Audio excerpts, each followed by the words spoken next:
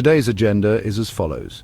A scenic drive through Valley of the Gods, ascending the iconic Moki Dugway, a road stop at the Four Corner National Monument, overnight camping in Mesa Verde National Park, ending with a ranger-led walking tour down into the largest cliff dwelling in North America, Cliff Palace.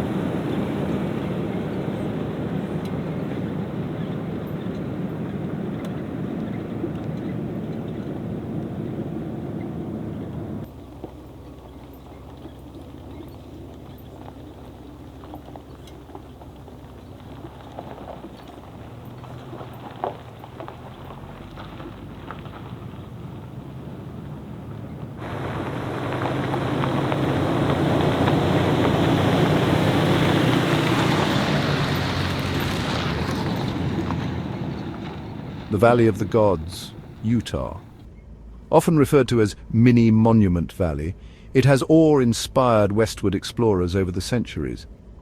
Known for its towering sandstone formations and rugged remote beauty, the valley features steep red rock buttes, towers, spires, and ancient sand dune remnants. The process has been happening for millions of years as the forces of wind, water, and ice erode the sandstone, carving out the towering structures seen before you.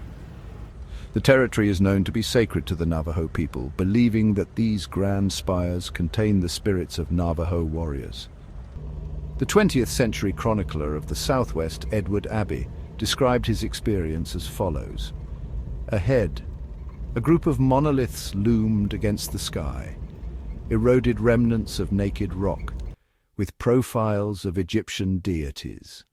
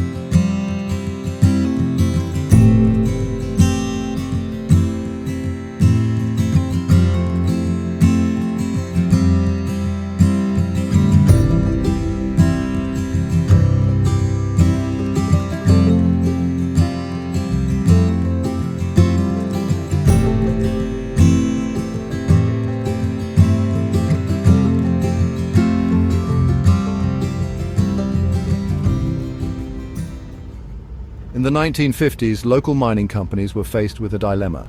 The US was in the middle of the Cold War, and the demand for uranium ore from local mines was in high demand.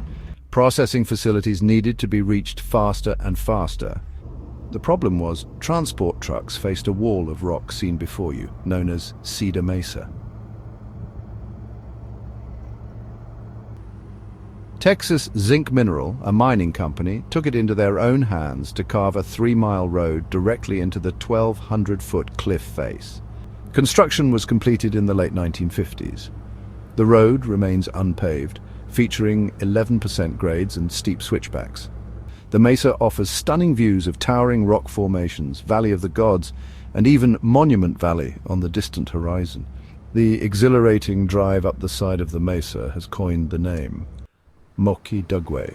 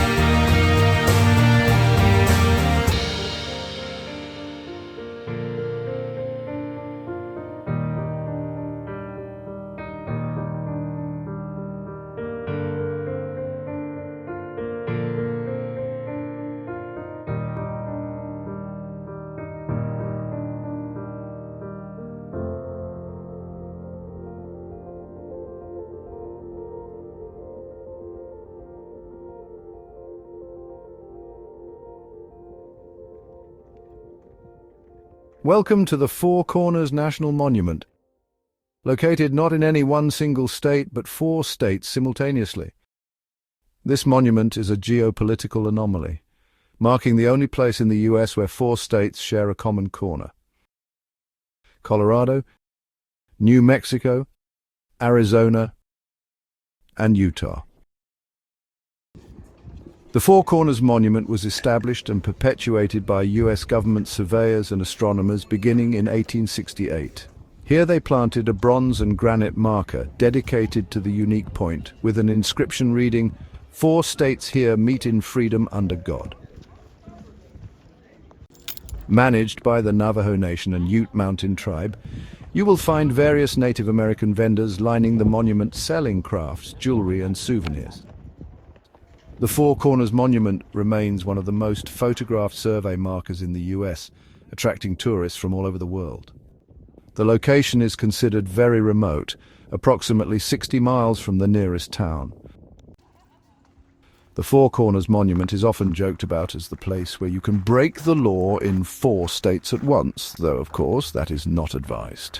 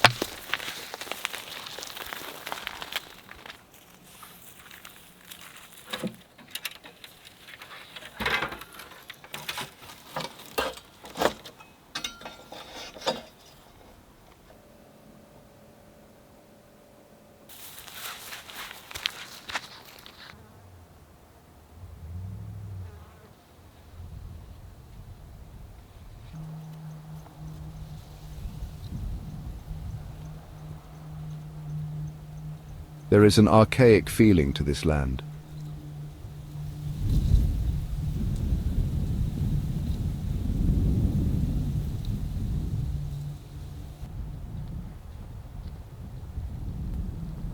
The Mesa Verde mountains hold many secrets that have remained hidden for hundreds of years.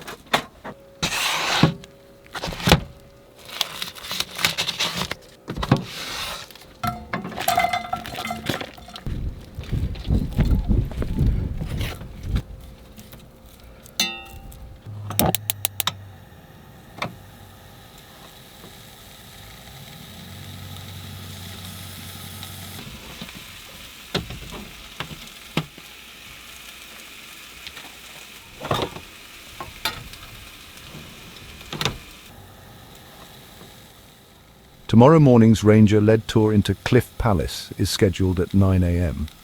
The quarter-mile hike involves managing steep, uneven steps and climbing 4 ladders as you descend 100 feet into an ancient world.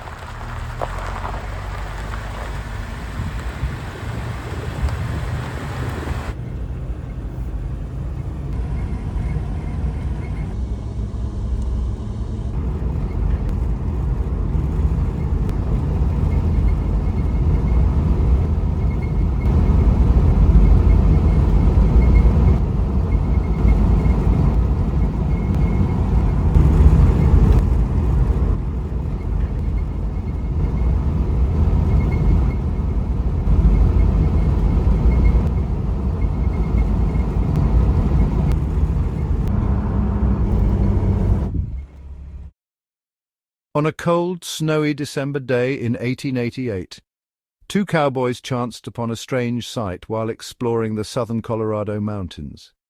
Richard Wetherill and Charlie Mason emerged from the dense growth of the forest to find themselves at the edge of the canyon. They pierced their eyes and stilled their vision against the lashing snow as what they saw on the cliffside left them frozen in their tracks.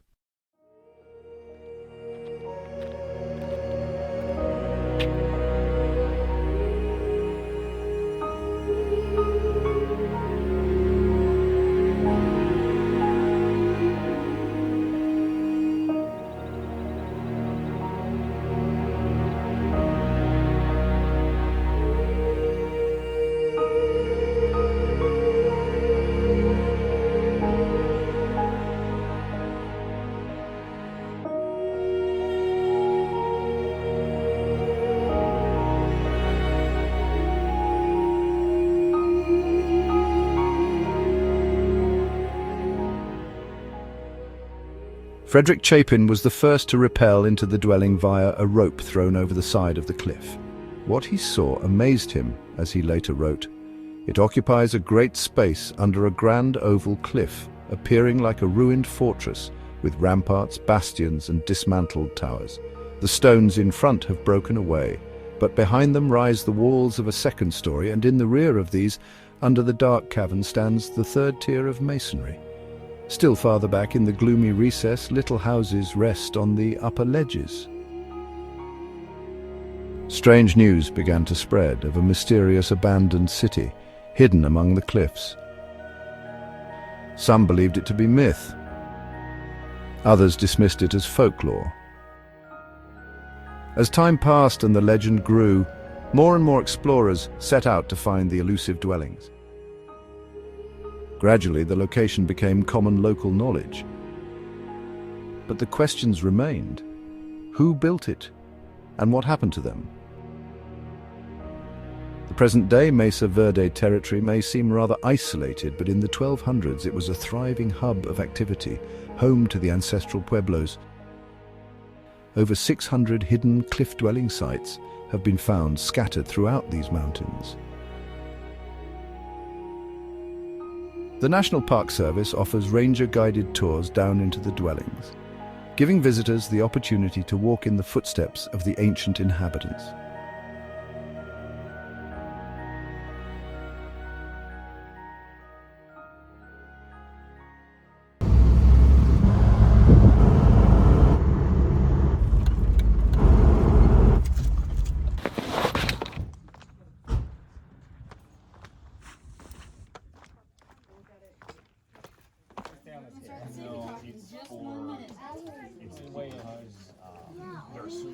You guys chose the best tour of the day because it is the most shady, so it's going to be nice and cool down there.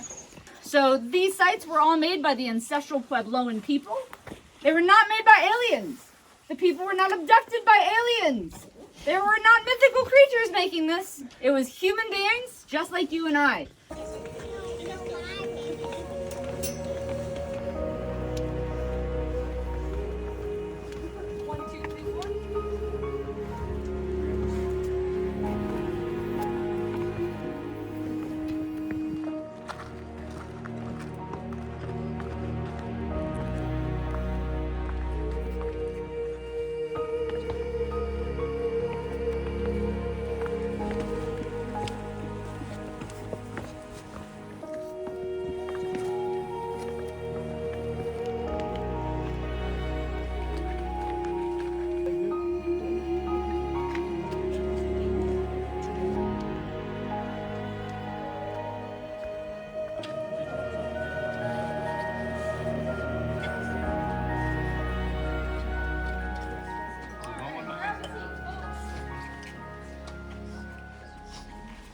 We are currently in Cliff Palace.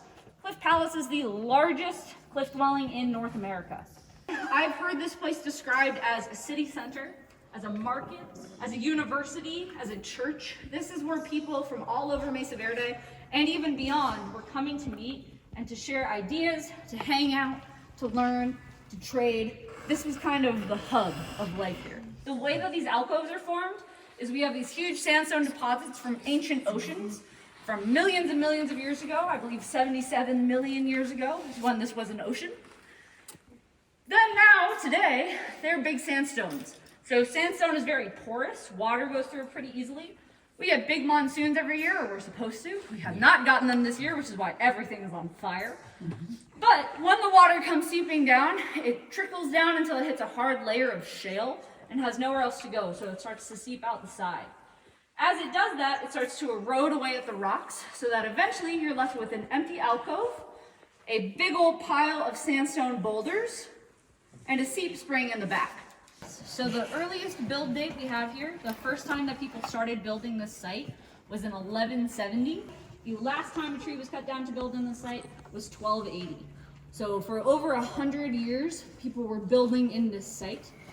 For context, Notre Dame Cathedral started construction, I believe, in 1174. So this is almost the exact same age as Notre Dame in France. Every single one of these bricks was shaped out of the sandstone that fell by hand using other rocks. They weren't having metal tools at this time. If you ask any of the modern Puebloans why they left, they'll tell you it was just time to go. This was one stop on their journey to their home place where they are now.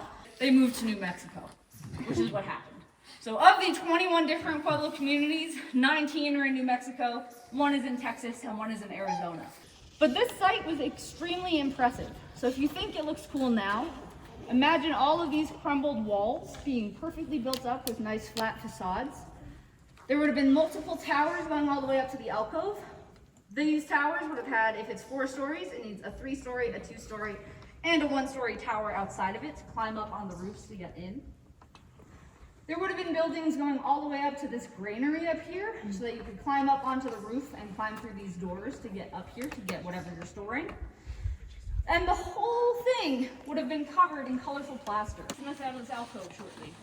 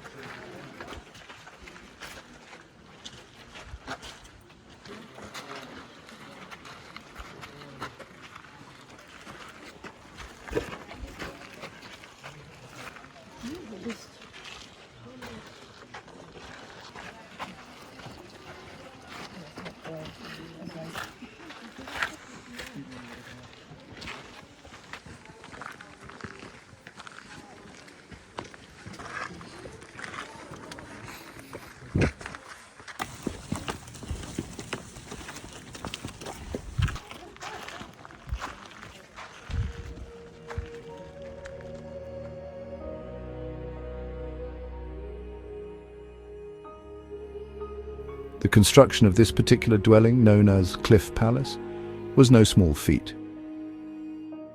It consists of 150 rooms, 75 open spaces, and 21 kivas.